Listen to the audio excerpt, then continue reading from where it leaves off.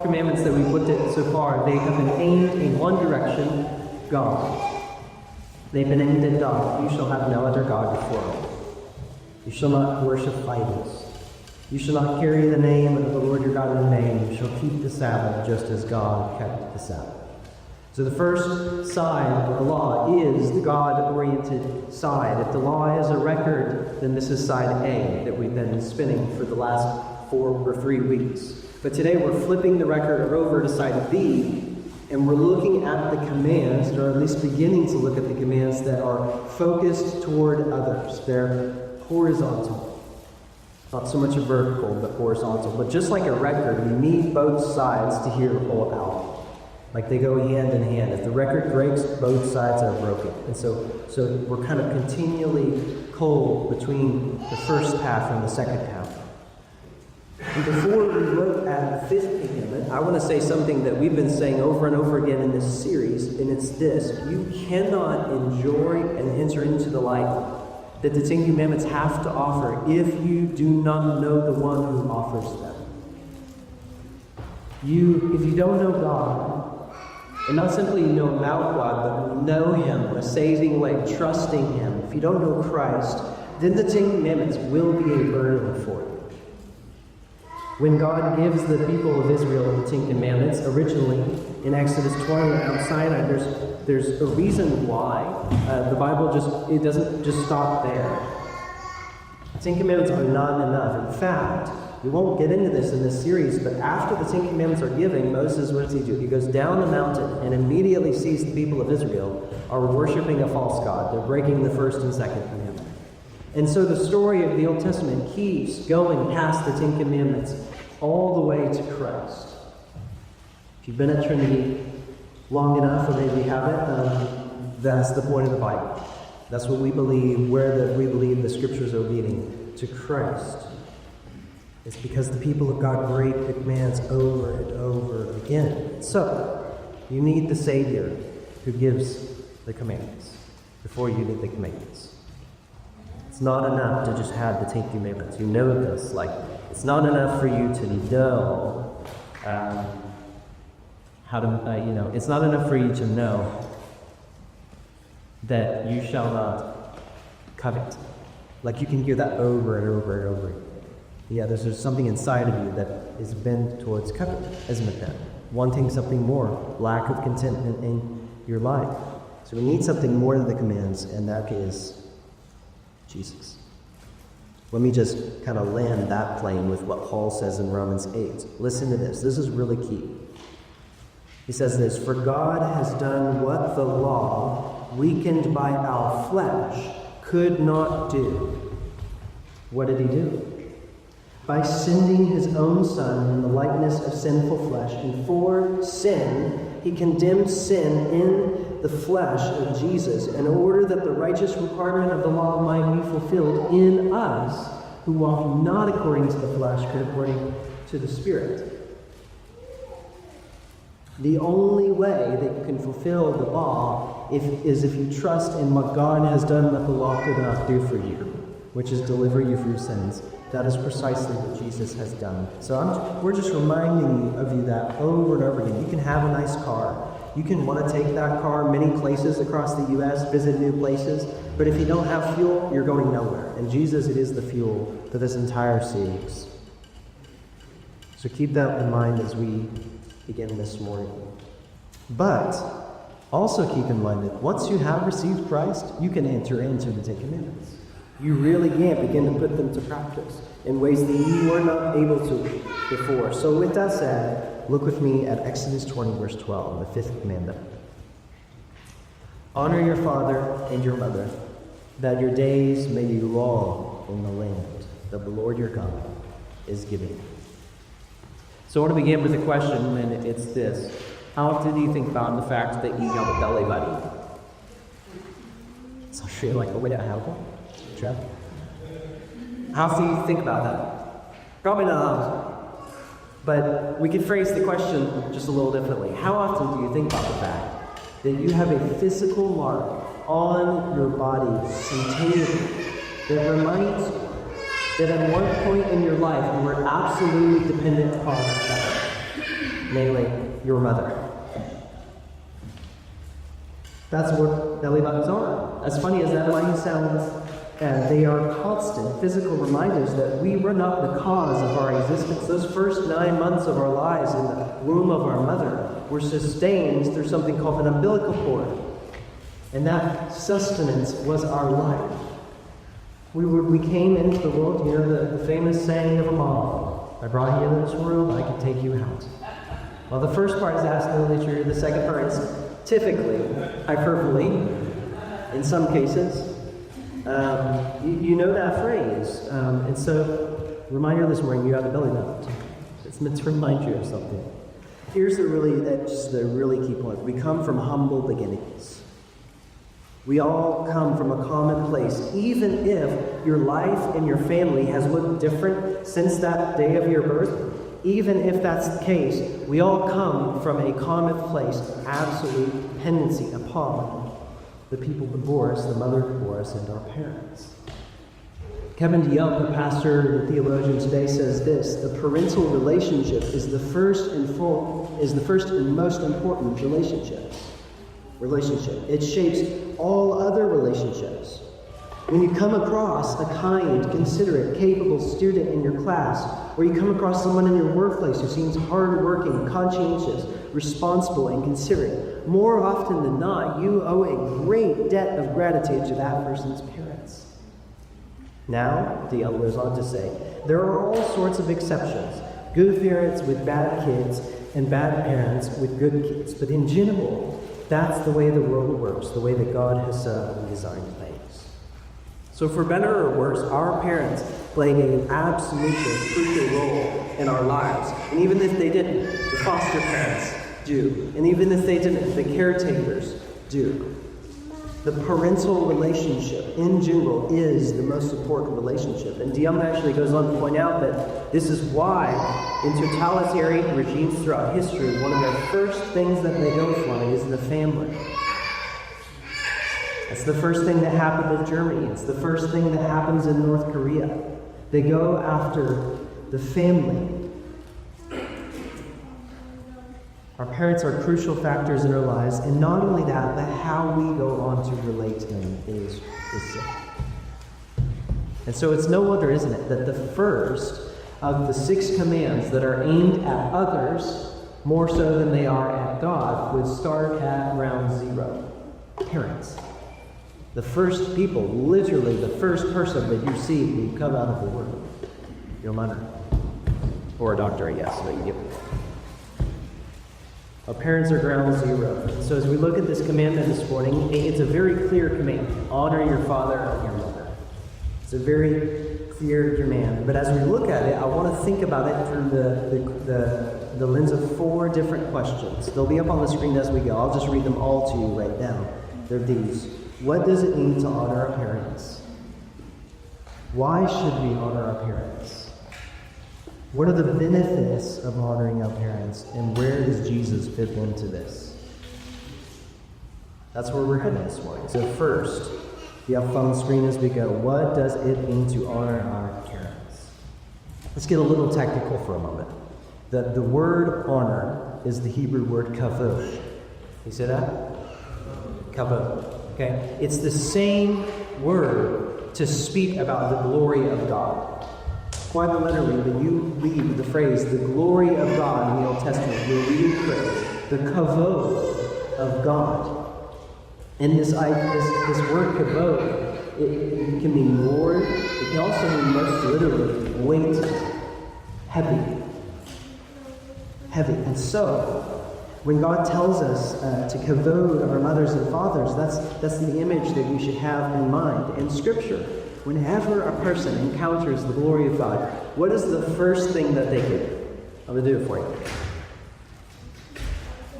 They kneel. And why do they kneel? Because the glory of God is something heavy. It's weighty. It draws. Moses, he's on his face at the burning bush. And so this command, it's giving us that image that in some sense throughout our lives, when it comes to our parents, our caretakers, whoever that was that raised us, there is this kavod that we should have toward them, this honor of their weight. Some of you might be thinking, well, if you knew my parents, I don't think you'd think that they're very glorious or they're very weighty. But here's the thing. This is really important in our day and age. Exceptions never cancel out the rule or the ideal. God has ideals for the world. And just because we live in a world that hardly ever meets up to that ideal, that doesn't rule out the ideal. Regardless of the kind of parents that you have or have had, whether they're biological, foster, or caretaker, that person always has a certain kavod to them, a weightiness. It's a position. Parental position is a position that holds weight like none other, which is why when it goes wrong, it is so damaging. Because it is so important. It's such a weighty privilege to be a mother and a father. Many of you know this in this room this morning. Make you reminded of that fact. So the first thing we could say when we get to that question, what does it mean to honor your father and your mother? We could say this: we're called to simply recognize their weight. Recognize their weight. You know, we live in a culture that hates the idea of recognizing that someone else or something else might be more weighty than you. Okay, so if this is not something that just rings beautifully in our ears, even as Christians, we don't like being told that if there's a tone pull in life that someone is higher than us. But there might be individuals in our lives who exercise this kind of weight, honorable role, like as odd. And there's reasons for that. Historically, the 1960s and 70s, one of the anthems of kind of the hippie revolution was that you will experience freedom insofar as you kind of distance yourself, come out from under the authority of your parents, because they're just weighing it down, man. Okay? This is something that our culture has struggled with for a long time. We might use the phrase toxicity nowadays. You know, we kind of just don't, maybe our parents have done real things that maybe they haven't. We're just going to get away and we just label it toxic. It's the same idea. The world is constantly pulling us in the other direction, which is so ironic, isn't it? Because that's the direction that we are oriented from birth on. We're literally coming out of the womb looking up. Inherently, our parents, our caretakers, that have a weighty role. Hope we work in the opposite direction. How many of you, who have kids? Hopefully they don't hear this. But how many of you who have kids here today, have you ever met a 2 or 3 year old that they just love honorable parents? They love obeying every command. They come out to mom in the kitchen and say, "What do you want me to do next, Mom?" So this is something deeper than the 1960s and the 1970s. In fact, just to prove this point, let me quote to you a man who lived 400 years before Christ, Socrates. He's writing about he's critiquing the age that he's living in. This is one of the things that he says 2,400 years ago. The youth of today have bad manners, contempt for order, no respect for older people, and talk nonsense when they should be working. Young people do not stand up any longer when adults enter the room. They contradict their parents, talking too much in company, guzzle their food, lay their legs on the table, tyrannize their elders. So you tell yourself, Billy, maybe you just have a bad day with his son or daughter. But this problem of the younger wanting to get out from under the authority of the older is an age-old problem. And the Bible attributes it to one word: sin. If sin is the coming out from under the authority of God, our Creator, then wouldn't it make sense if we've done that, then we would then go on to do that all throughout our lives, continually wanting from a young age to just push against the grammar. It's that moment when, my daughter, who's not listening right now, so she just looks at me. I know she's about to do something bad, and she still does it. There's forgiveness, but she does it. We struggle with this. Instead of honoring our parents, recognizing their weight, we rebel against it. And the 5th commandment is really like a mirror, isn't it? it shows us, it tells us what to do, but at the same time, subconsciously tells us what we really don't like to do, what we're really struggling to do. And yet God, in His grace, gives us the command and shows us the way. Like, we need this mirror.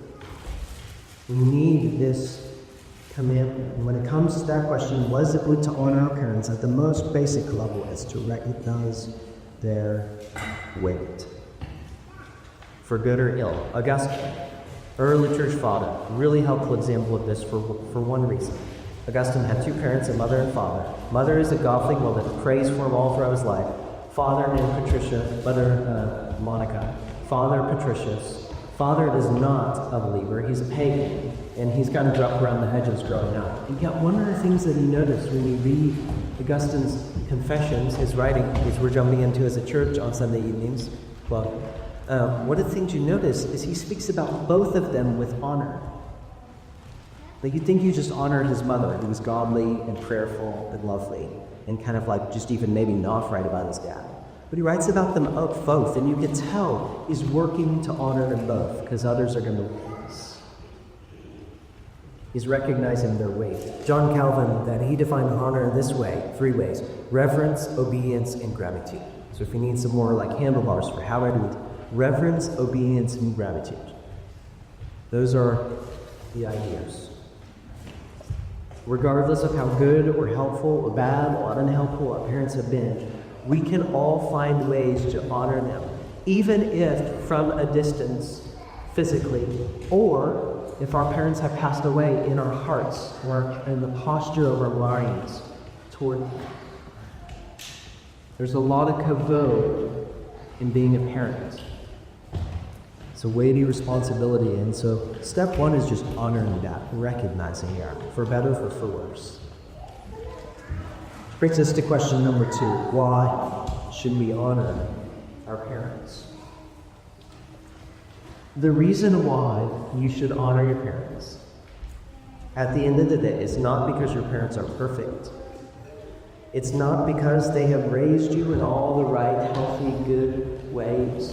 It's not because your parents have done all the right things at all the right times. It is simply this: God has told you to do so. God has told you to do so. God determines reality. God determines what is good. And he does this not simply because he's God to throw around his kavod, his weight, around over the world. He does this because he loves us. Like, God doesn't have to give us any commands. He doesn't have to say a word to creation. And yet he comes to us and reveals himself and reveals the path of life. How many of you have seen the show The Office? Okay, yeah. If you haven't, sorry. Well, I can get a little better if you do. And there's one episode in The Office that I love. Michael, Scott, and Dwight Schrute are driving a car, they're out on business for the office, and they're kind of driving all around it, and Michael is dead set on obeying GPS. He's going to obey it at all costs. And at one point, there's a lake ahead on the right where you can see the GPS is saying, turn right in 100 feet. Turn right in 50 feet, and you can clearly see it, and Dwight is shouting to Michael, Michael, there's a lake there, Michael, there's a lake there, and Michael is shouting, the GPS knows when it's going. It knows where it's going. There's one point when they're literally like, the lake is right there, Michael can see it, and he says this, the machine knows what's best. Of course, they end up in the lake, having to be towed out later. Why do I bring this up? I bring it up because when it comes to God, when it comes to God's commands, he doesn't get it wrong. Okay, God is never going to command you into something and then drive you into a road. He might take you through some valleys, take you on some mountains, take you through some trials and tribulations, but he's not going to lead you to a dead end with this command. So some of you are like struggling. Maybe my parents weren't in my life. Or maybe my home situation just it didn't look good. Or here's what I just want to tell you this morning. If God is telling you to honor them, whatever that might look like, he's not going to lead you to a lake. He's not going to lead you to a place where you're going to flourish lax. It's going to lead you to a place where you flourish more, which brings us to the third question. What are the benefits of honoring our parents? Did you notice, verse 12 again, honor your father and mother, that, or in order that, your days might be long in the land of the Lord your God is giving you. Now, this might seem strange to us, because from an early age on, if you're a parent, you're used to saying, hey, if your kid says, why do I have to obey you? You say, because you do. We have to obey them, and that's typically it. And there are things, even commands in the Ten Commandments, where God just says the command, and the response is mere obedience. But when it comes to this command, God actually encourages us to obey it. He gives us a promise. And it's so special that Paul, in the New Testament, he's talking to mothers and fathers and children. And when he talks to children, he points out the fact that this is the one commandment with a promise. He says this, children, obey your parents in the Lord, for this is right. Honor your father and mother. Parentheses, this is the first commandment with a promise. And he quotes the promise, that it may go well with you, that you may live long in the land. God is not afraid to encourage us with a promise. He's not afraid to give you a command and then set something in front of you that makes you want to obey. Okay? He's not afraid to do it, which is why Jesus himself, why does he endure the cross? Hebrews 12. For the joy that is set before him. And if that was enough for Jesus, surely it is enough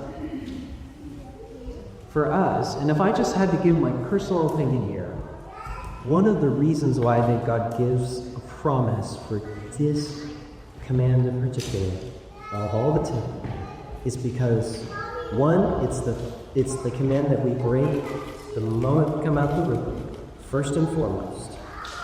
And it's the command that is the hardest to obey. And one of the reasons why it's the hardest to obey is because it's the one that we are trained in from day one.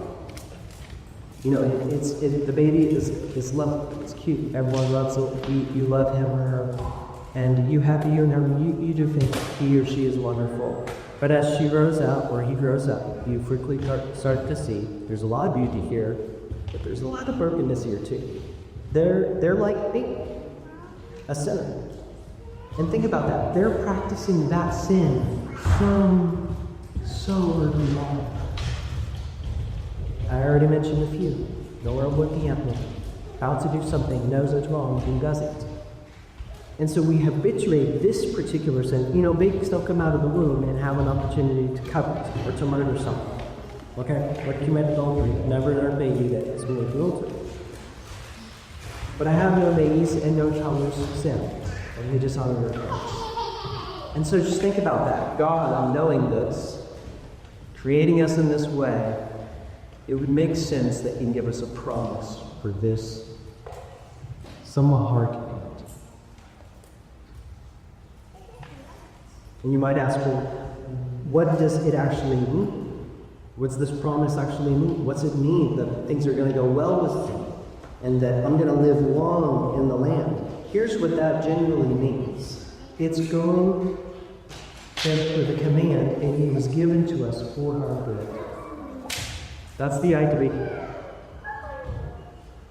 Like how about this? Instead of kind of like looking at what does this promise mean? What does it mean about the land and that it's going to go well? What if the way that you found out was not by intellectually learning what it might or might not mean, but obeying it and then seeing what it means? It's like James 5. We hear that command, confess your sins and you will be healed. And in the context, it's talking about praying for physical sickness, saying you will be healed. And we get all caught up and we're wondering, what does that mean? What if God doesn't heal? What if he does? What might it mean to actually regularly pray for the sick? And we get so caught up in our questions that we miss out on the promise. What if we just obeyed and then we found out what it means? That we might be healed. The same is true here. His promise is for our good. It's for our flourishing. It's closely connected to that biblical idea of shalom, where when the world is made right, it is shalom. This promise leads to little light or tastes of that new life, shalom. We'll go well with it when we walk in this path. So if you need encouragement to obey this one this morning, to begin walking in it, or just continue on walking in it, this is my encouragement. Honor your father and your mother, that it may go well for the land the Lord your God is giving you. Well, if you start to wonder what now I need, let your wondering move you towards obedience. Let it kind of verge you into it to find out. The Psalm 11:3 says, "Bless the Lord, O my soul, and forget not all his benefits." There are benefits when we obey the Lord. He is not afraid to put them before us.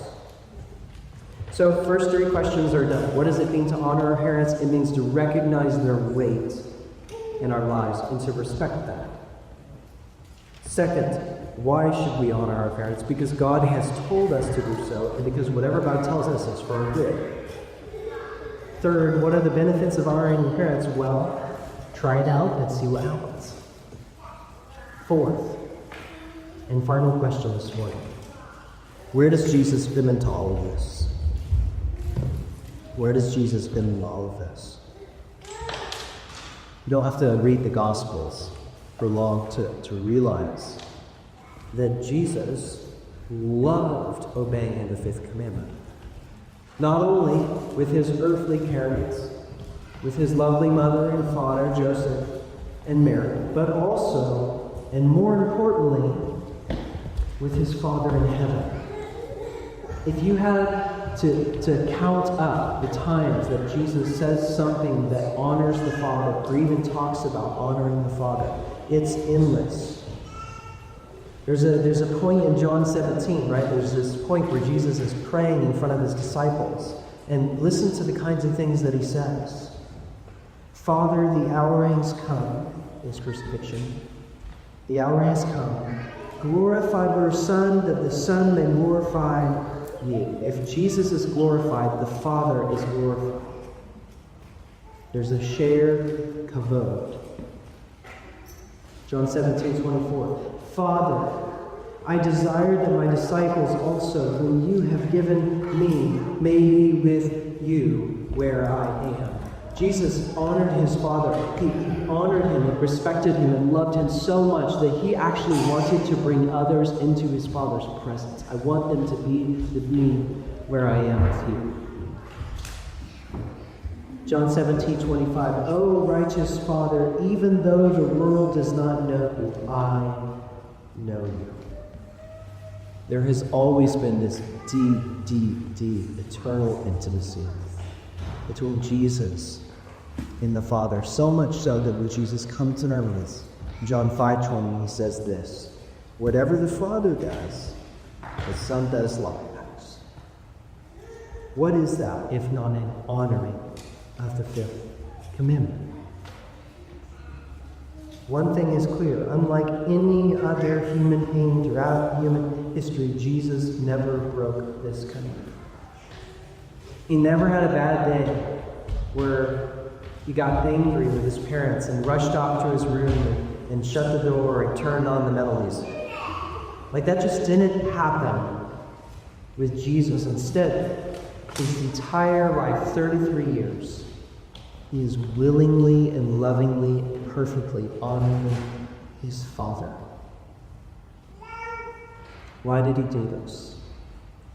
Why did he do this? So that he could tell you, "Hey, I did it right. You do it wrong." No. He did this to tell you, you do it wrong. I do it right.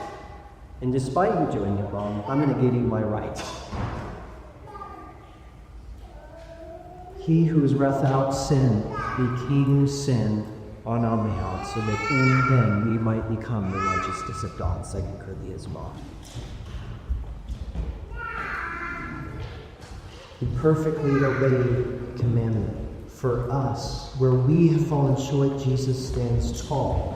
Where we sin against our parents, Jesus willingly and perfectly obeys his. Where we run against the grain of the way God made the world, Jesus runs with it.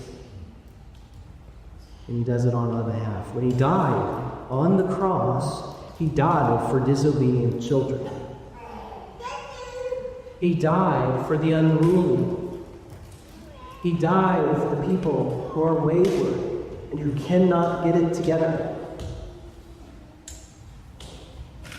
So that even in our sin, in our disobedience, in particular in relationship to the fifth commandment, even then we receive his perfect honoring of the Father as if it were your own. That's amazing.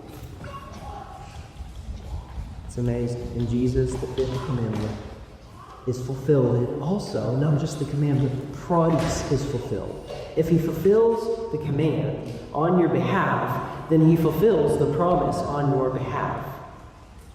He gives you a life that is where it goes well with you in the land forever.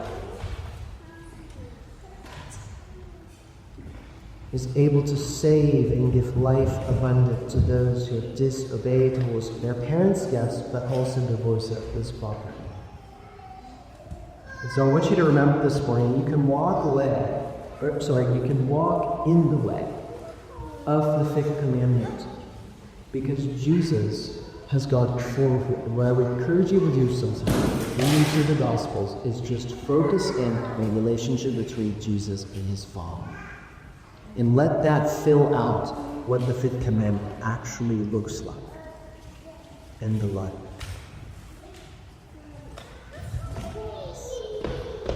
There is no commandment of God that Jesus has not fulfilled. And there is no commandment that he has not fulfilled on our behalf. So, in light of that, whatever your family looks like, whether you still have your parents or you don't, whether your parents were good to you, sinful but good, or maybe there's some deep damage. Whatever you find yourself this morning, first run to Jesus. Step into the relationship, the parental relationship that was perfect for you. Step into that, and then from within the safety of that, then work towards, okay, how do I do this with love? Whether they're here or they're not, good or bad. How, Jesus, in your spirit, empower me to recognize the kavod and weightiness and glory of my parents. For some of you, that is going to be easy. Like there's a lot of kavod, there's a lot of glory, a lot of good.